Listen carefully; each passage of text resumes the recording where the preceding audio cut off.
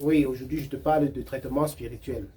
Les traitements spirituels, vous voyez, l'humain a 5 doigts, représentant les 5 différentes composantes de notre environnement, que sont la terre, l'air, l'eau, le feu et... J'ai dit la terre, l'air, l'eau, le feu et l'esprit. Voilà les 5 éléments qui constituent l'humain. Maintenant, lorsque les traitants vont essayer souvent de faire des traitements, ça ne marche pas. Pourquoi? Parce qu'ils ne tiennent pas compte de votre élément dominant, de votre élément. On se dit ce sont des bains, il faut faire des bains spirituels. Les bains spirituels, non, tout le monde n'est pas de signe haut. Les bains marchent bien plus avec ceux qui sont de signe haut. C'est de même que lui, il y a les traitements par le feu.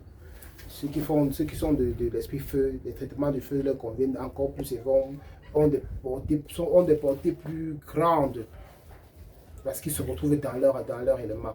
Il y a ceux qui sont de la poussière. Maintenant, quand vous êtes poussière, vous êtes terre, de l'élément terre, il est bien pour vous que vos traitements se fassent en étroite communion avec la terre, dans les libations, dans les offrandes à la terre. Ceux qui sont de l'eau, ce sont ceux les plus adaptés au bain spirituel, au bain à l'eau magique que l'on peut trouver fabriquée à travers de l'eau, avec l'eau de coco que nous allons vous présenter très prochainement. Il y a ceux qui sont du signe air, ceux qui sont plus enclins à brûler les encens, à utiliser des parfums de trucs volatiles qui ne restent pas mais qui apportent quelque chose de significatif à la vie. Donc, et à l'esprit. L'esprit maintenant, c'est cette communion que nous devons toujours avoir à retourner en nous-mêmes pour pouvoir évoluer, pour pouvoir apporter un plus au travail spirituel qui est au traitement spirituel qui est apporté, parce que l'esprit est ce que nous avons souvent appelé la méditation qui est faite lors de ces différents rituels là. Maintenant, quand les rituels ne marchent pas, c'est parfois que le rituel, pour qui on fait le rituel et celui qui fait le rituel ne sont pas en phase.